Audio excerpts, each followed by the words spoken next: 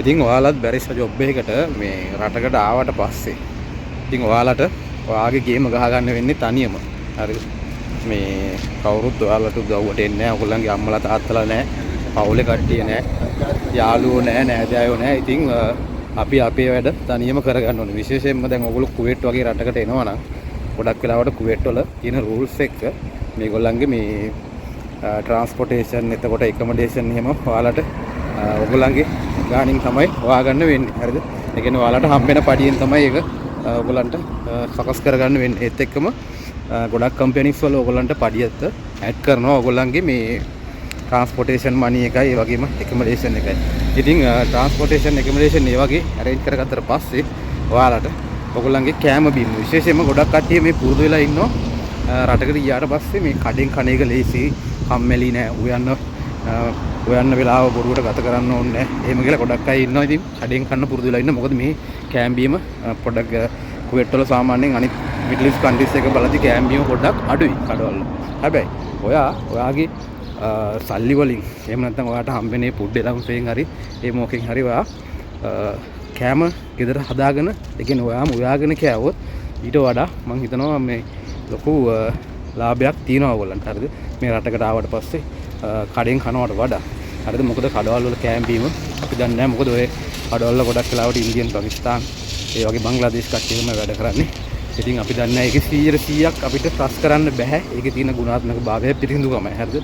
ඒක නිසා ඔයාලා මම කියන්නේ හොඳම දේ ඔයාලා බැරිස්ටර් කෙනෙක් විදිහට පිටරට එනවා නම් ජොබ් එකකට ඇවිල්ලා ඔයගොල්ලෝ පුළුවන් තරම් බලන්න තමුන්ගේ කෑම් බීම වේල තමුන් හදාගෙන ගන්න. මොකද ඒකේ ලොකු ලාභයක් තියෙනවා. අනිත් එක මේ කුවේට් වගේ රටවල් වල ගොඩක් වෙලාවට ඔය ලොකු ලොකු සුපර් මාකට් වල ග්‍රෑන්ඩ් හයිපර් එතකොට ලුලු පැන්ඩා බිට්සි වගේ වල ඒගොල්ලන්ගේ සතියකට පාරක් ප්‍රොමෝෂන් දානවා. විශේෂයෙන්ම අපි ඔය උයන පින දේවල් එළවලු වර්ග මස් මාළු ඒවා හැම 150ක් විතර ලොකු ඩිස්කවුන්ට් එක ඔයගොල්ලන්ට ගන්න පුළුවන්. ඉතින් ඔයගොල්ලෝ අර සැලරි එකක් ගත්තට පස්සේ එකපාර මාස සති දෙකකට විතර පාරක් වගේ ඒ විදිහට ඔයගොල්ලන්ට ගිහිල්ලා පුළුවන් හොයලා බලලා මේ ඩිස්කවුන්ට් එකකට ගොඩක් ලාභයට ඔය කන බොන දේවල් ටික සකස් කරගන්න. ඉතින් ඔයාලා අපි හිතමු නිවාඩු දවසකට ඔය පොඩ්ඩක් එළියට යන පහළට යනකොට ඉතින් ඔයාලට කන්න බොන්න මොන හරි එහෙම එළියෙන් කන්න ඕන නම් අපි හිතමු අපි නිවාඩු දවසට උයන්න කම්මැලි. හරිද? ඒක නිසා අපිට හිතෙනවා අපි කඩෙන් කනවා අද උයන්න ඕනේ නැහැ කියලා. ඉතින් මේ වගේ දවසකට ඔයාලට මේ ලංකාවේ කඩ ගොඩක් තියෙනවා. හරිද? ලංකාවේ ගොඩක් හොඳට කෑම හදලා දෙන කඩ ගොඩක් තියෙනවා. පුළුවන් තරම් බලන්න ලංකාවේ කඩේකින් එහෙම කනවා බොනවා නම් ඔයගොල්ලෝ try කරන්න. මොකද ඒ කඩවල අපිට අපේ කෑම තියෙන. ඉතින් අපිට විශ්වාසයි ඒ කඩවල හොඳ පිරිසිදුවල තියෙනවා කෑම හදනවා. ඒ වගේම තමයි මේ සෞඛ්‍ය ආරක්ෂිතකම ගොඩක් වෙලාවට අපේ කට්ටිය ඉතින් අනුගමනය කරලා ඒ විදිහට හොඳට කෑම හදනවා. ඉතින් එහෙම ඔයාලට එළියෙන්ම කන්න ඕනේ කියලා අවස්ථාවක් ආවොත් හිතනවා නම් නිවාඩු දවසකට හරි මේ ගිහිල්ලා ලංකාවේ කඩේ රීලා කෑවට කමක් නැහැ. කුවේට් එකේ ඕනම තැනක ලංකාවේ කඩ ඕගොල්ලන්ට හොයාගන්න පුළුවන්.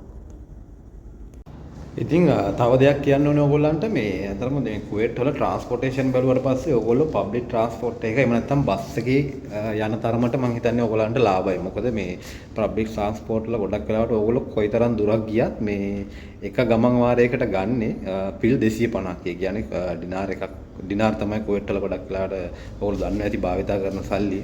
හරිද? ඉතින් ඒකෙන් ගොඩක් වෙලාවට මේ ඕගොල්ලෝ මේ කොහේ හරි යනවා නම් එහෙම නැත්නම් ඕගොල්ලෝ වැඩට යන්න නම් ඕගොල්ලෝ වැඩ කරන තැනට බස් එක යන්න පුළුවන් නම් ඒක වඩාත් හොඳයි. ඒත් එක්කම තමයි ඕගොල්ලන්ට සාමාන්‍යයෙන් මාසෙටම ගන්න පුළුවන් බස් කාඩ් එකක්. අර ලංකාවේ සීසන් එකක් වගේ තියෙනවා. ඒක ඇවිල්ලා ඩිනාර් 10ක් විතර තමයි වෙන්නේ. මොකද ඒකක් ගත්තට පස්සේ ඕගොල්ලන්ට ඕනම දිහාවකට දවසකට ඕනම පාරක් යන්න පුළුවන්. ඒ කියන්නේ ඕගොල්ලෝ 4-5 පාරක් කොහෙට හරි දවසක බස් එකේ ගියාට charge වෙන්නේ නැහැ වැඩිපුර.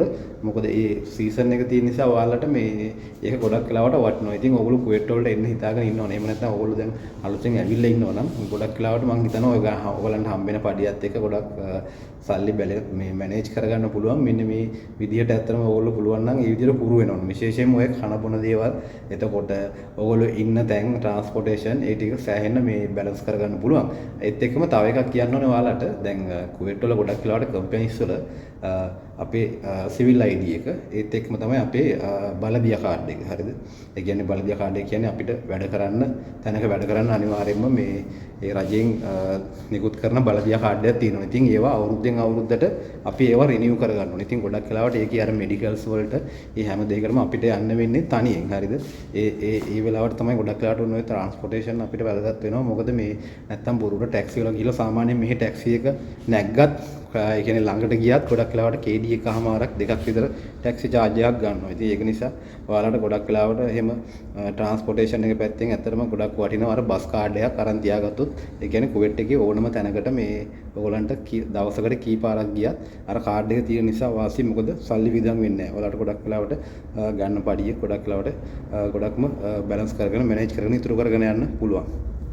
වර්තමානයේ වෙනකොට මේ කුවේට් වල ගොඩක් ජනගහනය වැඩි වෙනවා. ඒ කියන්නේ ඕවර්සීස් කට්ටිය ගොඩක් වැඩි. ඒ කියන්නේ එම්ප්ලොයිස්ලා පිටරට වලින් ඇවිල්ලා ඉන්න කට්ටිය ගොඩක් වැඩ කරන කට්ටිය එන්න වැඩි වෙන නිසා ඉතින් ඕගොල්ලන්ට අර ගොඩක් වෙලාවට ඒ කියන්නේ එකමඩේෂන් එහෙම හොයාගන්න ගියාට පස්සේ ඉතින් පොඩ්ඩක් ඉතින් සමහරවිට අපි බලාපොරොත්තු වෙන තැන්ම ලැබෙන්නේ නැහැ. හරිද? වෙන තැන්වල වගේ ඒ වගේ එක කාමරයක සාමාන්‍යයෙන් 4 දෙනෙක් විතර තමයි ගොඩක් වෙලාවට තියෙන්නේ දාන්න පුළුවන් මේගොල්ලන්ගේ නීතිය. ඒ කියන්නේ ඒකෙත් ඩබල් නැඳන් දෙකක් තමයි දාන්න පුළුවන් එක කාමරයක. ඉතින් 4 දෙනෙක්.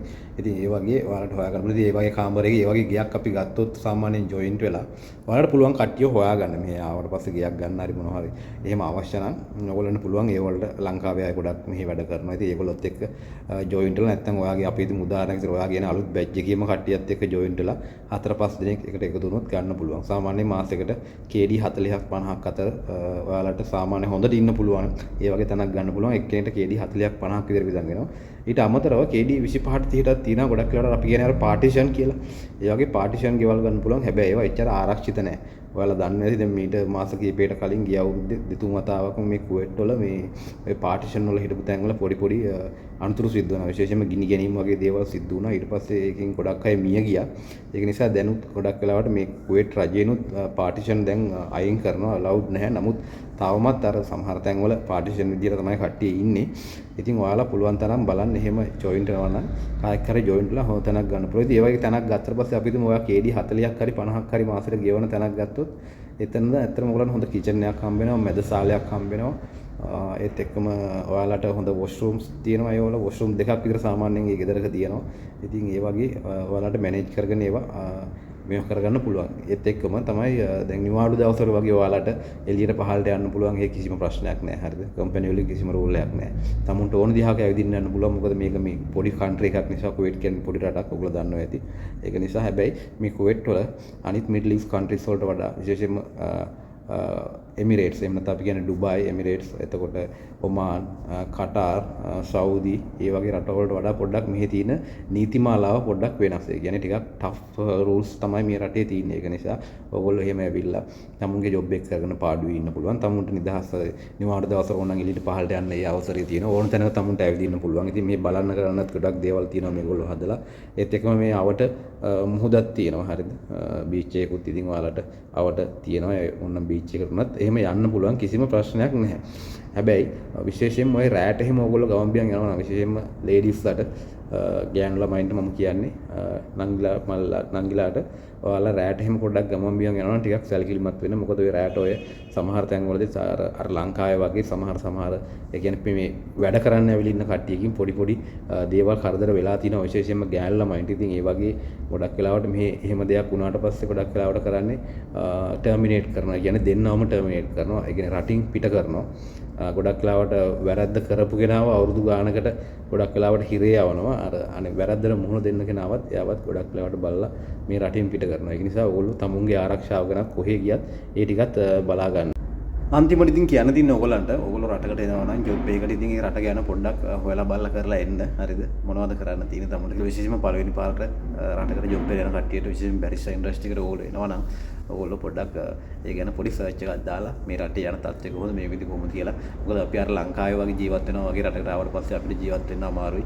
අපි හැම දෙයක්ම මැනේජ් කරගන්න ඕනේ. හරිද? ඉතින් මැනේජ් කරගෙන අපේ ගෝල් එක අචීව් කරන්න මම හිතනවා ඕගොල්ලන්ට හැමෝටම මම සුබ පතනවා. ඒ වගේ එන්න බලාපොරොත්තු ඉන්න කට්ටියට ඒ වගේම ඒ වගේ දැන් රට එන්න ඔක්කොම හරි ගිහිල්ලා තමුන්ගේ ඒ වැඩ ටික කරගෙන යන කට්ටියටත් ඉතින් සුබ පතනවා. ඊට අමතරව ඉතින් SL Barista YouTube channel එක බලන අයට මම කියන්නේ ඔයාලට මොන හරි දෙයක් තියෙනවා නම් comment section එකේ comment එකක් දාන්න. ඉතින් කොපි ගැන බින්දුවෙන් ධම්ම දාපු වීඩියෝස් තියෙනවා. බැරිස්ටර් කෙනෙක් වෙන්න ඕනේ කොහොමද, බැරිස්ටර් කෙනෙක් රෙස්පොන්සිබිලිටිස් මොනවද, ඒ වගේ කෝපි වර්ග හදන විදියත් මගේ channel එකේ ගොඩක් මම වීඩියෝස් දාලා තියෙනවා. ඉතින් ඉස්සරහටත් ඕගොල්ලන්ගේ සපෝට් එකත් එක්ක තවත් අලුත් වීඩියෝ එකකින් හම්බ වෙනකන් එහෙනම් හැමෝටම ජයෙන් ජය.